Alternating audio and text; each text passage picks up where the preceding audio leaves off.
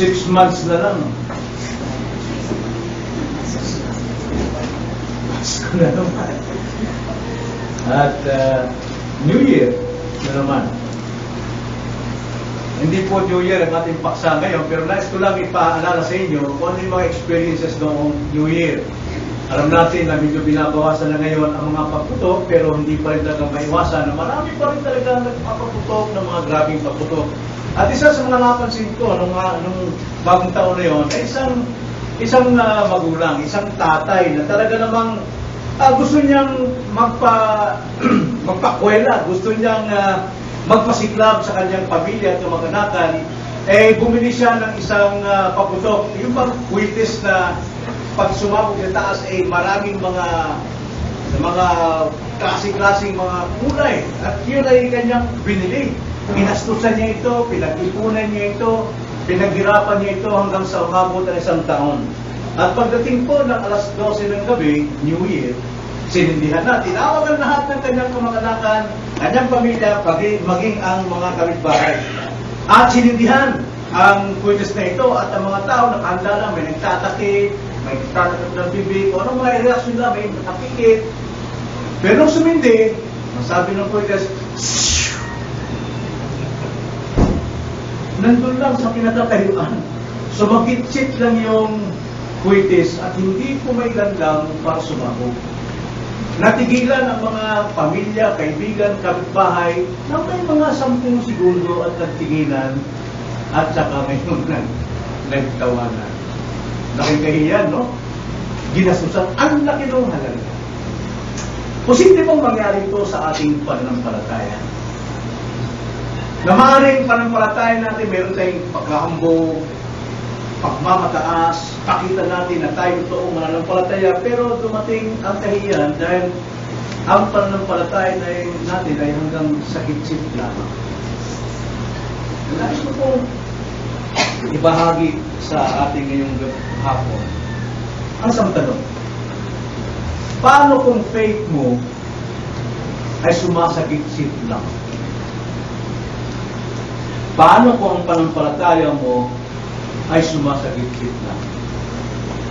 Nalam natin sa banal na kasulatan, pinupuri ng Diyos ang faithfulness ng kanyang mga tao.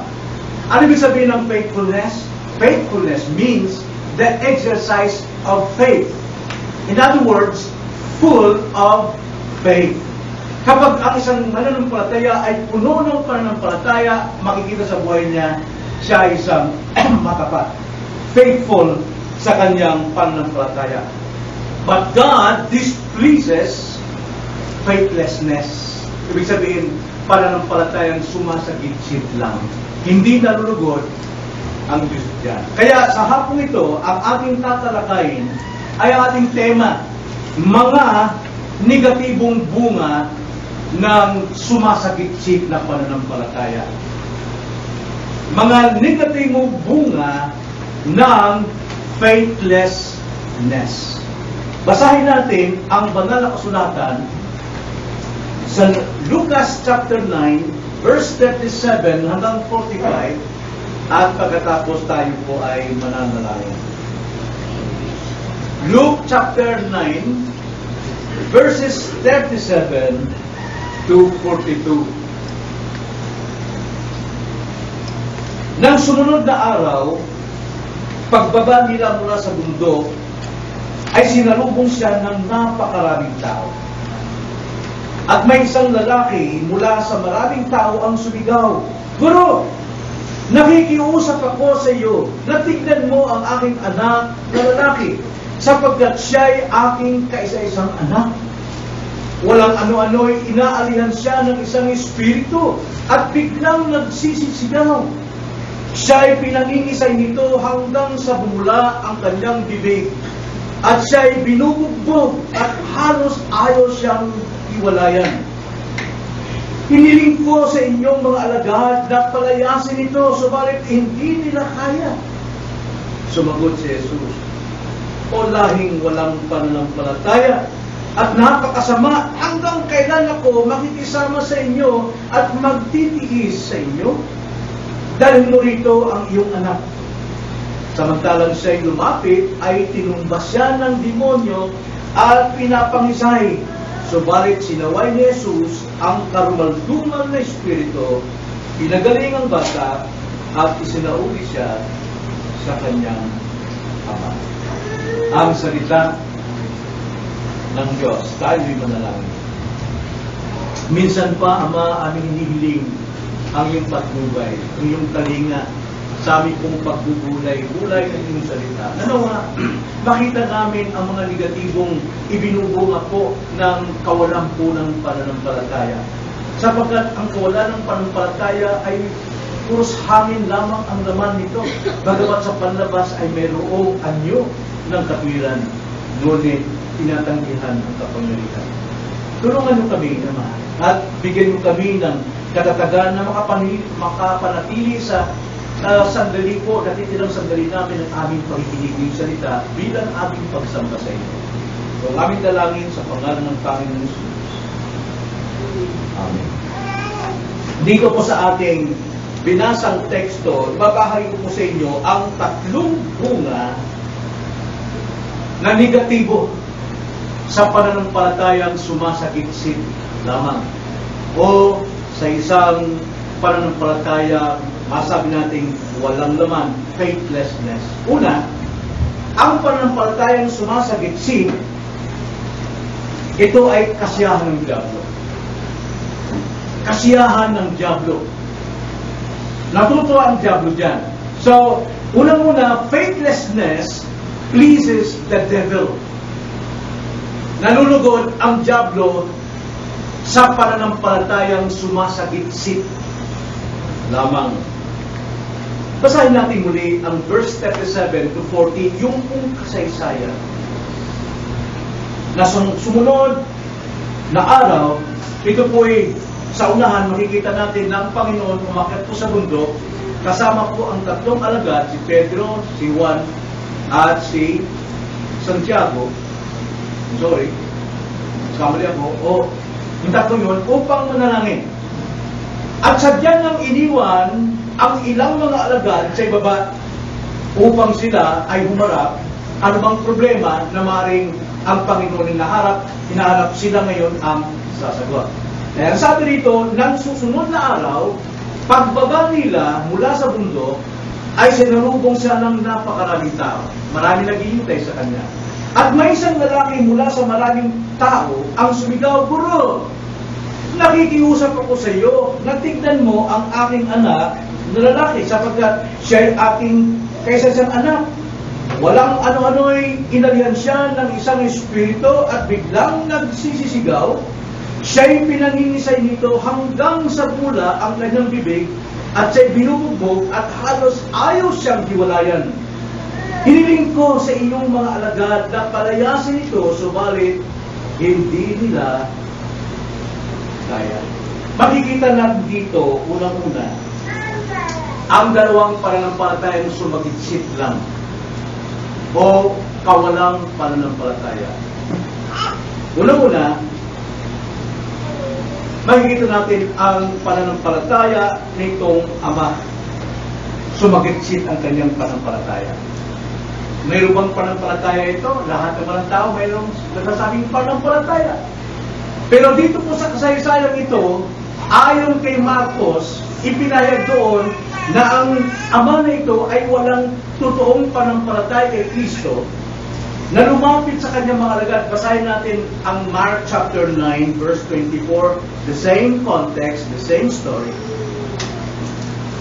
Ay ang sabi dito ng ama sa verse 22, madalas siyang inihahagis nito sa apoy at sa tubig upang siya ipuksain. Ngunit kung mayroon kang bagay na magagawa, ang sabi niya sa Panginoon, kung mayroon kang bagay na magagawa, maawa ka sa amin at tulungan mo kami.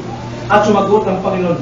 Sinabi sa kanya ni Jesus, kung kaya mo, kung may magagawa ka, ang lahat ng bagay ay maaaring mangyari sa kanya na nananampalataya. Kaya ang sagot ng lalaki ito, yung ama, agad sumigaw ang ama ng bata na nagsasabi, nananampalataya ako. Tulungan mo ang kawalan ko ng pananampalataya. There's nothing impossible to those who believe, ang sabi ni Christ. Nakita ng Panginoon ng ama na ito, bagamat umatin siyang may panampalataya, pero sumagitsit lang ang kanyang paniniwala. Wala talaga siyang totoong pananampalataya. Na ano po nangyari sa kanyang anak, sa kanyang kawalang pananampalataya, siya ay kinasihan, inalihan ng demonyo. At nakita ng ama kung paano pahirapan ang kanyang anak. At ang sabi niya, ang kaisa-isa kong anak. Sa mga tuwid, gaano na katagal ang ginagawa ng Diablo ito, tuwang-tuwa ang Diablo sa pananampalataya ng ama na sumasagit-sit, hindi totoo. Kaya malayang-malaya ang ama, nagapiin ang kanyang anak. Huwag nating hayaang magtagumpay ang Diablo sa kanyang ginagawang kasamaan sa ating mga anak, mga kapatid. Unang-una, kailangan tumawag sa Panginoon. Ikalawa, ilahat mo ang problema mo sa Panginoon. At ikatlo, itigil mong pag-asa sa mga tao. Ganitong ginawa ng lalaki ito eh. Nung nakita niyang wala ng pag-asa ang kanyang anak, pinahirapan ito, pumunta sa Panginoon. Pero una siyang lumapit sa mga anak. Inilahad sa alagad, pero walang nagawa. Mga kapatid, kuminsan ang ating mga anak, bagamat tayo'y naniniwala sa Diyos, pero ang ating pananampalataya hindi natin makita sa ating mga anak, kaya ang ating mga anak alipin po ng Diablo, alipin ng drug addiction, alipin ng pagkasuwain sa mga magulang, sila'y inaalihan ng masamang espiritu, kaya hindi na marunong gumanang. Bakit? Ang anak bang may kasalanan? Ang magulang na walang totoong pananampalataya. Ito pong pagkaalipin na ito ng anak ng tatay nito, lumalarawan to sa ating panahon. Hindi man mga demonyo umaalipin sa ating mga anak, pero ang bisyo, ang sanlibutan, ang siyang umaalipin at pinababayaan ng mga magulang. Dahil may paniniwala sa kanyang anak, pero walang pananampalataya sa Panginoon. Paano natin masunod ang pananampalataya natin sa Panginoon? Batay po sa salita ng Diyos. Anong tinuturo ng Panginoon sa atin bilang mga magulang? Paano natin gabayan ang ating mga anak tulad na halimbawa sa Facebook? Bantayan niyo ang inyong mga anak. Ano ang kanilang inilalagay sa Facebook? Ano yung mga profiles nila? Kaya kung di ako natatakot na sumuway sa mga kabataan, ito yung profiles ninyo. Hindi ko nagugustuhan yan. Baka sabihin nyo, nakikialam ako sa inyong mga anak, katungkulan ko bilang pastor, na pangalagaan din ng inyong anak, dahil maaaring kayo ay busy sa inyong trabaho. Pero dapat i-check ninyo kung sila inaalipin ng Diablo. Sumasagit-sit lamang ang inyong panampalataya sa Diyos, sapagkat hindi nyo makita ito at hindi nyo maayos ang buhay ng inyong mga anak. Mahal ninyo ang mga anak ninyo. Totoo, mahal ko rin mga anak ko. Pero hindi ko papabayaan kung anong ginagawa nila sa lihim. Dahil may panampalataya ko, katungkulan ko bilang magulang, bantayan ang kanilang kinikilos. Bantayan kung sino ang kanilang kasama sa picture. Bantayan kung ano yung picture na lumalabas sa kanila. Huwag natin sisihin ang mga bata. Sisihin natin ang ating sarili sapagkat hindi natin ginagawa ang ating pananampalataya. Tapos, galit tayo sa ating mga anak. Tukuyin ko natin sa ating mga kaibigan. Tayo yung nakakaya, mga kapatid. Tayo yung magulang ang nakakaya. Ano nangyari sa inyong anak sa Facebook? Sa araw, makikita nyo lang, tangay-tangay lang sa tabi ng dagat yung anak ninyo. Nandun ang Diablo, paikot-ikot sa inyong mga anak. Naghahanap ng pagkakataong masira sila. Sisirahin ang pangalan ng inyong anak at masisira din ang pangalan nating mga magulang. Anong ginawa ng tatay niya ito? Hindi niya kayang kontrolin ang kanyang anak. Mamaya-maya pinabubula ang kanyang bibig at siya tinatapon sa apoy, tinatapon sa ilog. Ito yung picture sa atin na kapag ang anak natin ay dala-dala na nasa na-influensya na sa libutan kung saan-saan dinadala, hindi natin makontrol. Kung sabihin ng mababait na natin anak, totoo mabait na natin anak, pero huwag mo kalimutan ito, deprave ang ating mga anak. Depraved yan, may sariling desisyon yan, may sariling kalooban yan. At ang kalooban ng bawat tao ay baluktot pagdating sa kalooban ng Diyos.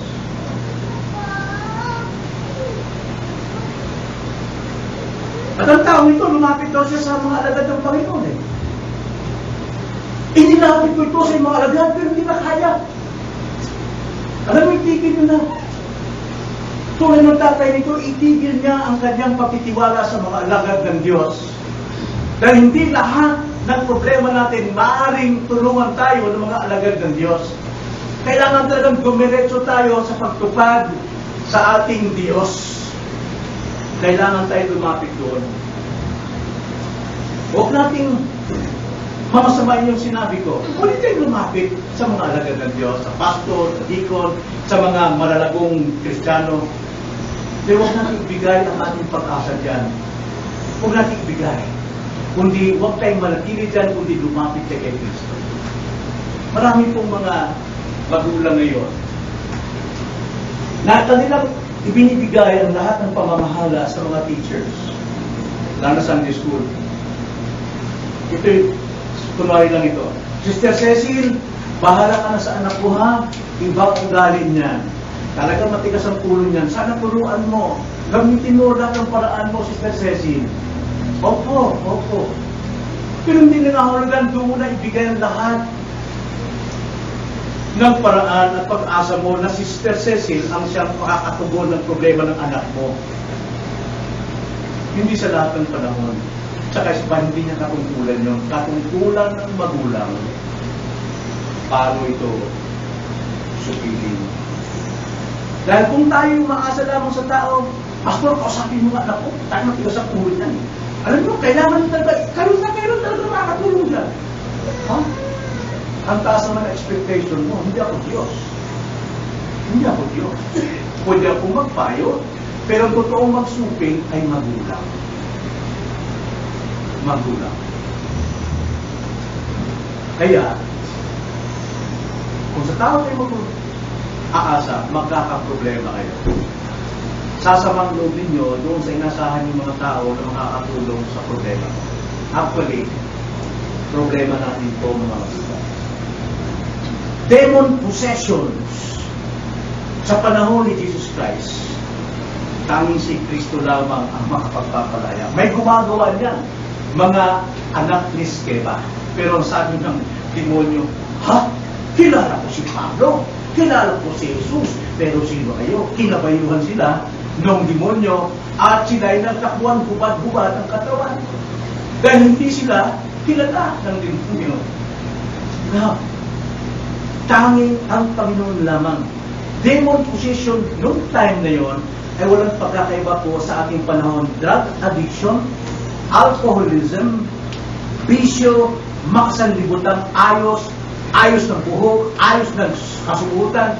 Biro mo, ikaw Kristiyano, takapagturo ka ng salita ng Diyos ng katotohanan, tapos yung iyong gupit ay makasanlibutan.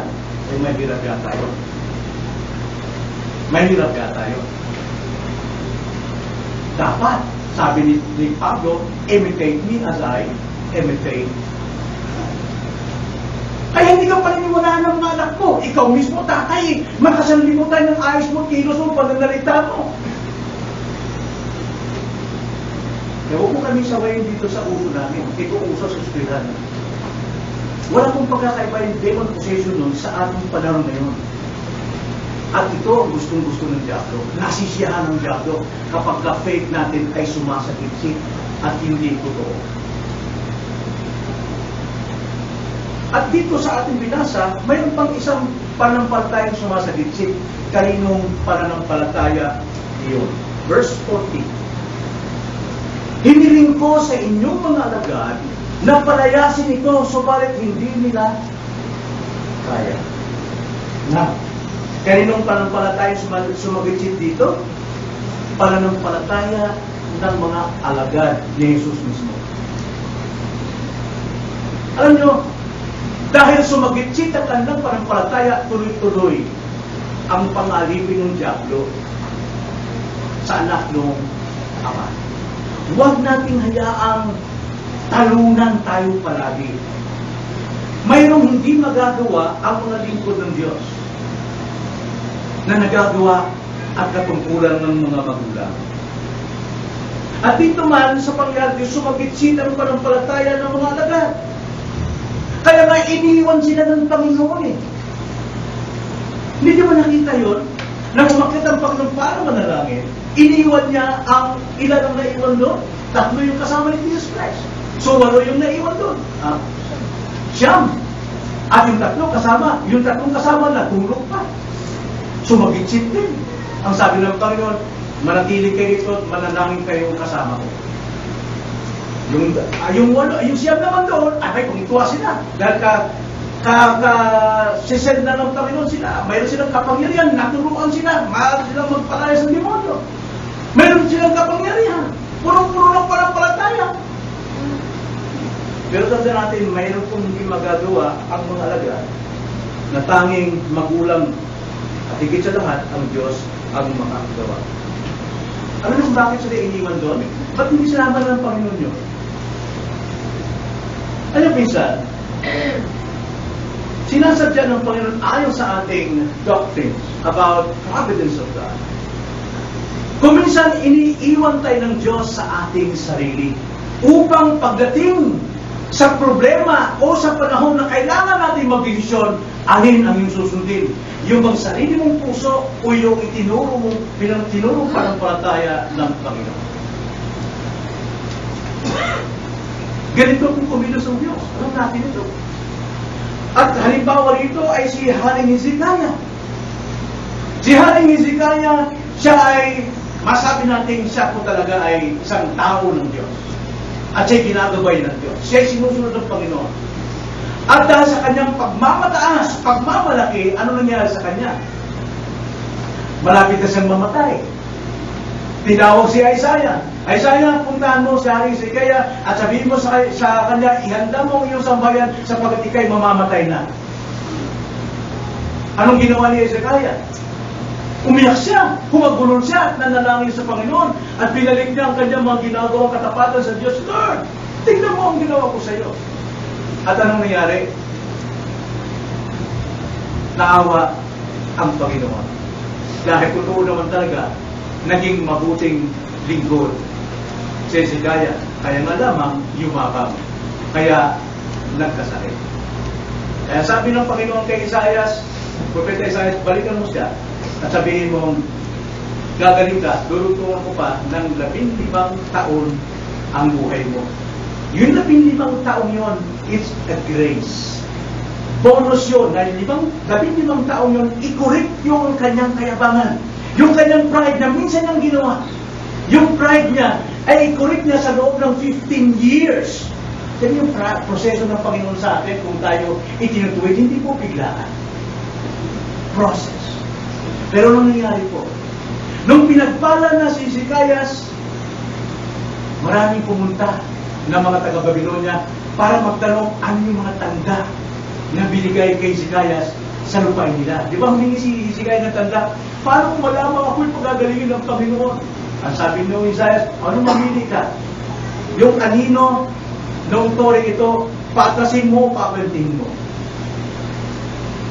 Eh sabi niya, kung paatras, naturalan yun pagka yung araw ganito, maatras yan. Pero pasulungin mo ang kanino. Ginawa ng Diyos. Talagang sumulong. At siya ay talagang nalagtat siya ron. Nalathala siya. Kaya itong dahilan ng mga taga-Babylonia sa pamagitan ni Nebuzaradan ay magtanong kung ano na. Tingnan nyo, basahin natin minsan. Kaya sayang ito. 2 Chronicles chapter 32, verse 25, 26. Bahagi lang. 2 Chronicles chapter 32, verse 25. Ngunit si Hezekiah ay hindi tumugon ayon sa kabutihang ginawa sa kanya, sapagkat ang kanyang puso ay naging palalo, kaya't ang puot ay dumating sa kanya sa Huda at sa Jerusalem. Subalit nagpakababa si Hezekiah, ang sabi sa verse 26, dahil sa pagmamataas ng kanyang puso siya at ang mga mamamayan ng Jerusalem, kaya't ang puot ng Panginoon ay hindi dumating sa kanila sa mga araw ni Hezekiah. 31. Nung dumating ngayon ng mga sugo, anong ginawa ng Diyos? Sa verse 31. Kaya tungkol sa mga sugo ng mga pinuno ng Babylonia, na isinugo sa kanya upang mag-usisa tungkol sa tanda na ginawa sa lupain, tingnan nyo, ipinaubaya ito sa kanya ng Diyos. Kanino? Kay Hezekiah. Upang sumugin siya at upang malaman ang lahat ng nasa kanyang puso. Sa English, even in the matter of the invoice of the rulers of Babylon, who sent to him to inquire of the wonder that had happened in the land, God left him. Iniwan siya ng Diyos. Hezekiah, God left him alone only to test him that he might know all that was in his heart. At ito po ang nangyari dito. Bakit iniwan ng Panginoon ang siyam na mga alagad sa ibaba at siya'y nanalangin sa taas? Upang usisain kung saan mga hawak ang mga alagad na ito, sa kanila bang kapangyarihang tiniglay mula sa Panginoon, o sa kanilang experience na sila po ay magagawa ng Panginoon, o mismong sa Panginoon, sa Diyos sila magtiwala na kung kanila itong palarehas ng demonyo, sa kapangyarihan ng Panginoon lalawis ito. Alam niyo kung saan sila nagtiwala? Sa kanilang sarili. Kaya ang sabi nitong tatay, iniling ko sa iyong mga alagad ang bagay ito, pero hindi nila magawa. Hindi nila magawa. Sumagitsit lamang ang pananampalataya ng mga alagad ng Panginoon. Alam niyo, faith ay inalagaan niya. Yung ating pananampalataya, ito ay pinakakain natin. Pinifeed natin ito upang ito ay lumago. Now, ano po ang ating sinusugo sa ating pananampalataya? Sa maghapon, nandiyan ka sa bahay, halos buong maghapon nakatingin sa TV, kabisado ang lahat ng teleserye. Andyan yung taksilan, sampalan, awayan, mga anak, lumalaban sa magulang. Yun ang nag-feed ng ating mind. Kaya ang ating faith nawawala. Pagdating sa problema at kailangan solusyon, sasagip-sip lamang yan. Pero kung ang ating solusyon, gaya ng ating pag-aaral kanina sa Psalms chapter 1 verse 2, ng ating kagalakan at panahon ay nasa salita ng Diyos, binabasa natin ito araw at gabi, matutulad ka sa isang puno na natanim sa tabi ng agos ng tubig. Feed your faith with words of Christ. Romans 10:17, faith cometh by hearing of the word of Christ. Hindi po ng teleserye, hindi lang comics, hindi lang babasahin kung anong mga babasahin, hindi po katalog ng anumang mga gamit sa bahay. Now listen to this, mga kapatid. Ayaw nating tayo'y masaling dyan. Pero sinasabi ng Panginoon, hanggat hindi gumagana ang ating pananampalataya, God does not please. Hindi siya nalulugod sa pananampalatayang sumasakit-sit lamang. Yan po ang nangyari sa ating pamilya.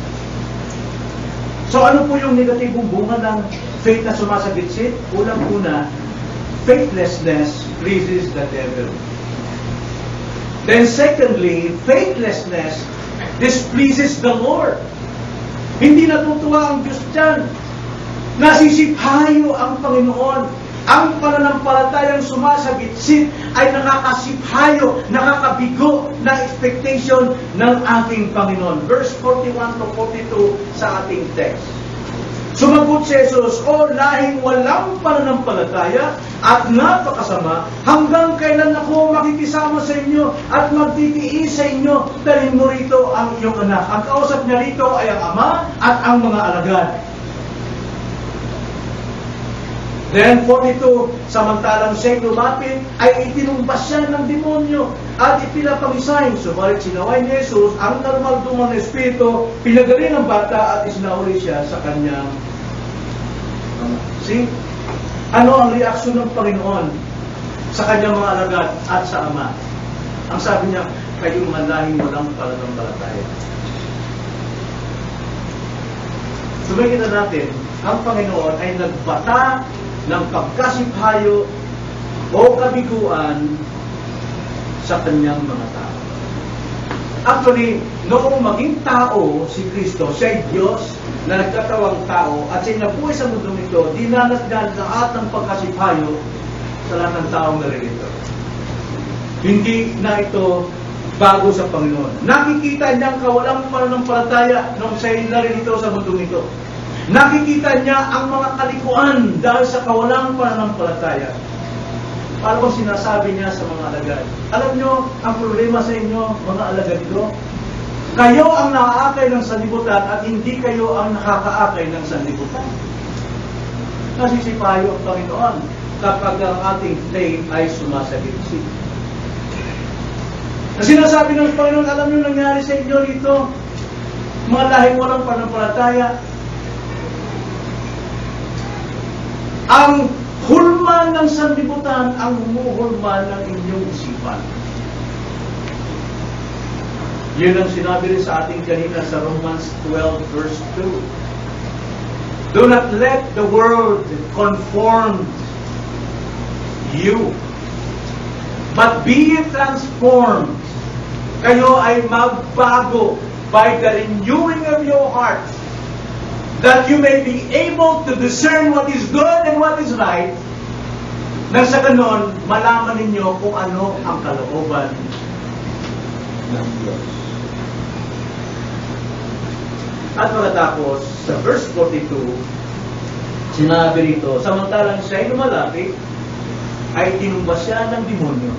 Lalo pang nagpalala. Nung ilapit ng ama, yung kanyang anak, sa Panginoon, aba, papalapit pa lang, pinahirapan siya ng demonyo, pinaikot, pinagtumba-tumba siya, pinagulong-gulong siya.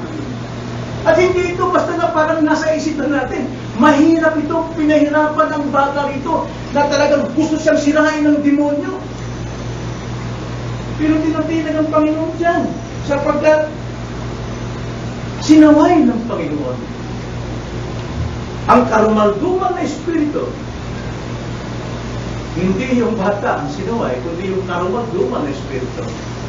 At pinagaling ang bata at isinaway. Ano pinapakita rito ng Panginoon? Siya ngayong ating model. Ang sabi sa 1 Peter chapter 2 verse 22, na tayo din naman ay tinawag upang magbata ng kahirapan, na sa ganun sundan natin ang mga yapak ni Kristo, tayo maging katulad ni Kristo. At dito po, sa katawang tao si Jesus, siya po ay nabuhay sa pananampalataya. Ipinakita niya ang pananampalataya niya sa Diyos, sa Ama. Nasa pamamagitan ng kanyang pananampalataya, sinaway niya ang karumalduman na espiritu at gumaling ang bata. Para sabihin nyo, hindi, Diyos na siya. Hindi na kailangan, hindi. Bagamat si Kristo ay Diyos, pero hindi na pinangunahan ng Diyos, nakapantay siya ng Diyos, kundi nagpailalim siya sa kapangyarihan ng Diyos. At ang kanyang pinabuhay ay ang pagtitiwala sa Diyos. Kaya hindi si Kristo ang nakita sa sandaling yun. Ang nakita ng mga tao ay gawa ng Diyos. Tingnan yung sabi sa verse 43. Ang lahat ay namangha sa kadakilaan ng Diyos, hindi kay Kristo. They know it and they show it that it is the finger of God that heals that person. Nakita ng mga tao ito eh. Bakit? Sapagkat ipinakita ng Panginoon ang kanyang pananampalataya. Kaya dapat nating tularan ang pananampalataya ni Kristo, sapagkat ang pananampalataya sumasagit-sit ay nakakapagkasitayo sa Panginoon. Then, thirdly, ang pananampalataya sumasagit-sit ay bumabalda sa mga mananampalataya. bumabalda. Ibig sabihin ng bumabalda po, nagpa-paralyze sa mga mananampalataya. So thirdly, faithlessness disables believers. Disables believers. So, verse 43 to 45, ang lahat ay namangha sa kadakilaan ng Diyos, subalit habang ang lahat ay namamangha sa lahat ng kanyang ginagawa, ay sinabi niya sa kanyang mga alagad, hayaang ang mga salitang ito ay pumasok sa inyong mga tenga, sapagkat ang anak ng tao ay ibibigay sa mga kamay ng mga tao. Subalit hindi nila maunawaan ang pananalitang ito, at ito'y inilihim sa kanila, upang ito'y hindi nila mabatid, at natakot silang magtanong sa kanya tungkol sa salitang ito. Now, pinakita ng Panginoon dito ang kapangyarihan ng totoong panampalataya. Ngayon, ipinahayag ng Panginoon kung anong panampalataya nila sa darating na kamatayan ni Kristo. Pero hindi na maintindihan. Bakit? Sumagitsit ang kanilang panampalataya. At dahil sumagitsit ang kanilang panampalataya, napalda ang mga mananampalataya. Hindi sila makakilos. So if there's no faith, wala pong epekto ang pamumuhay Kristiyano, tulad ng mga alagad na ito. Now, makikita natin sa nangyari ito, ang kawalan pong panampalataya bumabalda sa espiritual na pagsasagawa. Wala silang magawa. Sa ibang bahagi, ang sabi nila, nagtanong, paano mo napalabas o napanay ang batang ito? Ang sabi ng Panginoon, ito ay napapalaya sa pamagitan ng panalangin. Hindi na magawa. Hindi mo pinagkalooban sila ng kakayanan ng Panginoon. Binigay na sa kanila ang authority. Tayo man, binigay sa atin ng authority, andyan ang salita ng Panginoon, pero hindi tayo bumapatay ayon sa salita ng Panginoon, kundi bumapatay tayo ayon sa gusto natin, ayon sa ating pamamaraan. Ang pagpapalayas po, ang pagpapabuhay po ng ating panampalataya, kailangan na dito ang kapangyarihan. Kapangyarihan pagsasagawa ng may pananampalataya.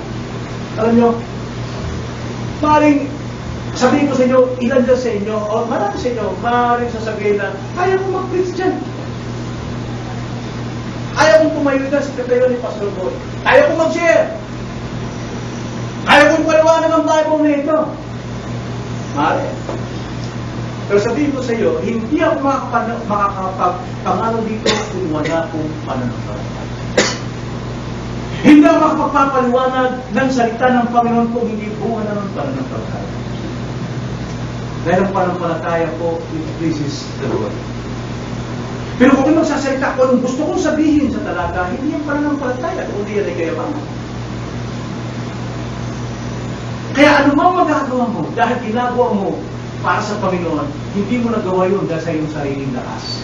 Kundi nagawa mo yun dahil sa iyong pananampalataya. Kaya kung wala pong pananampalataya, paldado po tayo para magawa ang bagay ng Diyos ang bibigyan ng luwag. At hindi lamang yung bumabagda sa ating pagsasagawa ng ating katungkulan, kundi ang sumasagit-sigat ng palataya ay bumabagda sa espiritual na pangunawa. Espiritual na pangunawa sa salita. Hindi maunawaan ng Diyos o gawin ang kanyang gawain kung wala tayong pananampalataya. Hindi natin pwedeng gawin yun. Hindi natin magagawa. Kaya ilan sa maraming iglesia ngayon na hindi pa rin maunawaan kung ano ba talaga ang pamumuhay sa pananampalataya. Kaya ang mga pagpapala ay naglalagan sa kanilang palibot, sa kanilang paligid, pero hindi pa nila makuha. Marami pong nasasayang ng mga pagpapala dahil sa kawalan po ng pananampalataya. Kaya po ang masakit at hindi magandang ibinubunga ng negatibong bunga ng kawalan pananampalataya. Dapat magkaroon tayo. Gamitin natin ang ating panampalataya sa pagmamatyag sa ating mga anak, sa pagsasagawa ng ating katungkulan, sa ating pagsasagawa ng ating mga patuturo sa buhay na ito. na nais kong iwan natin sa hapong ito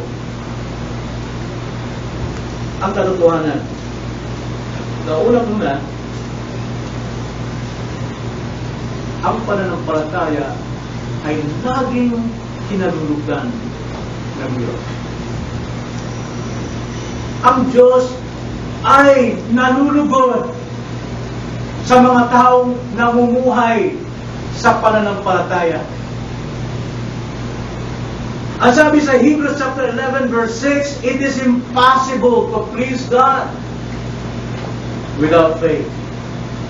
For he who comes to God must believe that He is, and that He is a rewarder of those who seek Him. Kaya nalulugod talaga ang Diyos kapag tayo po ay namumuhay, nagsasalita, gumagawa ng may panampalataya at hindi sumasagitsik na panampalataya. Kaya bangan, magpapakitang gilas.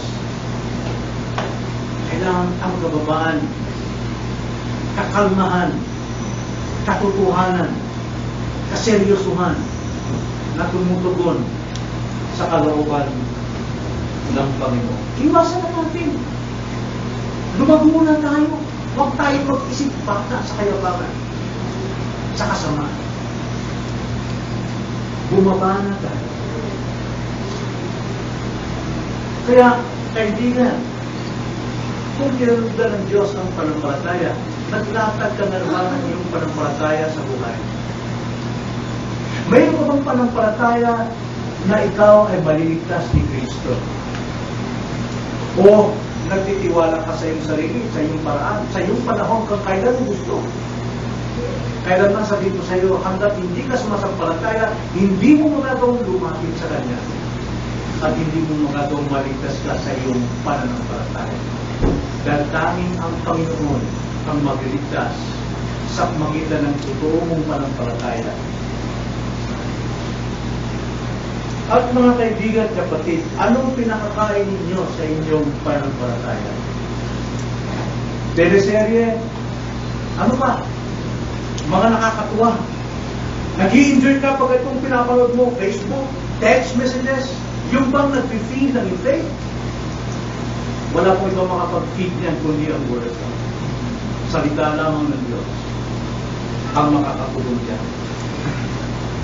Kaya, ang tanong ko, ang inyong bang pananampalataya ay handang pumaylan lang at sumabog at magbigay ng iba't ibang kulay sa mga nakakita? O ang pananampalataya niyo ba hanggang ngayon ay sumasagit-sit lang at hindi makausap?